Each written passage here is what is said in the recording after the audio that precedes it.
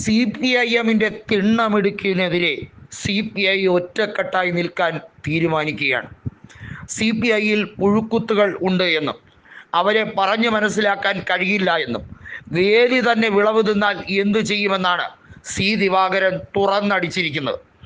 അദ്ദേഹം മന്ത്രിയായിരുന്ന കാലഘട്ടം, സി ദിവാകരൻ ഭക്ഷ്യ സിവിൽ സപ്ലൈസ് വകുപ്പ് മന്ത്രിയായിരുന്ന കാലഘട്ടത്തിൽ വനം വകുപ്പ് മന്ത്രിയായിരുന്നു ഇപ്പോഴത്തെ പാർട്ടി സംസ്ഥാന സെക്രട്ടറിയായ ബിനോയ് വിശ്വം. എന്നാൽ സി ദിവാകരന് കടുത്ത എതിർപ്പാണ് കെ ഇസ്മായിലിനെ പുറത്താക്കിയതുമായി ബന്ധപ്പെട്ട കാര്യത്തിൽ പറയാനുള്ളത്. സി ദിവാകരൻ പറയുന്നു, ഇന്നിൻ്റെ രാഷ്ട്രീയത്തിന് പ്രസക്തി എന്നത് കോൺഗ്രസ്സാണ്.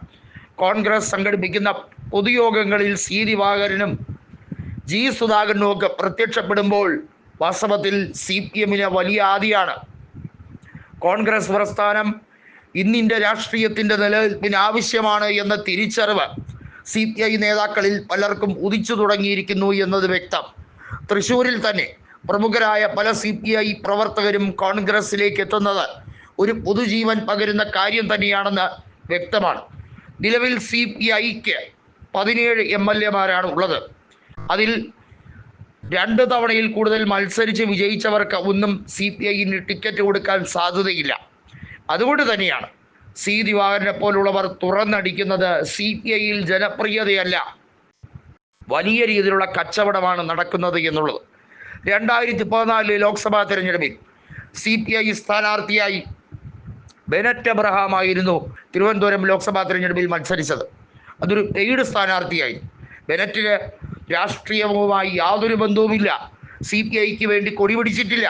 CPIയുടെ സംഘടനാ പ്രവർത്തനത്തിൽ ഇന്നേ വരെ പങ്കുചേർന്നിട്ടില്ല. അങ്ങനെയുള്ള ബെനറ്റ് എബ്രഹാമിന് കൃത്യമായി ലോക്സഭാ സീറ്റ് കൊടുത്തതിൻ്റെ ഉള്ളുകളികളെക്കുറിച്ച് കൃത്യമായി പരിശോധിച്ചാൽ അറിയാൻ കഴിയുമെന്നാണ് പറയുന്നത്. കാനം രാജേന്ദ്രൻ പിണറായിക്കെതിരെ ആദ്യമൊക്കെ നെഞ്ചും വിരിച്ച് നിന്നെങ്കിലും അദ്ദേഹത്തിൻ്റെ അവസാന കാലഘട്ടത്തിൽ അദ്ദേഹത്തിൻ്റെ മകൻ ഉൾപ്പെടുന്ന വിഷയങ്ങൾ, നിരവധിയായിട്ടുള്ള അഴിമതി കേസുകൾ പുറത്തു വരും എന്ന ഭയം അദ്ദേഹത്തിനുണ്ടായിരുന്നു എന്നാണ് CPIയിലെ ചില നേതാക്കളുടെ തുറന്നു പറച്ചിൽ. ഏതായാലും വലിയ രീതിയിലുള്ള പ്രശ്നങ്ങൾ, ആഭ്യന്തര പ്രശ്നം അതിരൂക്ഷമായി CPIയിൽ വീണ്ടും വീണ്ടും ഉടലെടുക്കുകയാണ്. 2024 ലോക്സഭാ പരാജയത്തിന് ശേഷം CPI പുനർവിചിന്തനത്തിലേക്ക് എത്തുകയാണ്. വെറും CPIM കൊടുക്കുന്ന അപ്പക്കഷ്ണവും ഭുജിച്ച് ശിഷ്ടകാലം CPIMൻ്റെ കാൽച്ചുവട്ടിൽ നിൽക്കണമോ, സ്വതന്ത്രരായി നിന്നുകൊണ്ട് പോരാട്ടം നയിക്കണമോ എന്നത് തീരുമാനിക്കേണ്ട രീതിയിലേക്ക് കാര്യങ്ങൾ എത്തുകയാണ്. പാർട്ടിയിൽ ഇപ്പോൾ 2 വിഭാഗമുണ്ട്. ബിനോയ് വിശ്വം വിഭാഗവും കെ ഇസ്മായിൽ വിഭാഗവും. സി ദിവാകരനും മുല്ലക്കര രത്നാകരനും ഒക്കെ ചേർന്ന് ബിനോയ് വിശ്വത്തിനെ തള്ളിപ്പറയുകയാണ്. ബിനോയ് വിശ്വമാണെങ്കിലോ പിണറായി സ്തുതിയുമായി മുന്നോട്ട് പോവുകയാണ്. അതല്ലാതെ വേറെ വഴിയില്ല എന്ന രീതിയിലാണ്.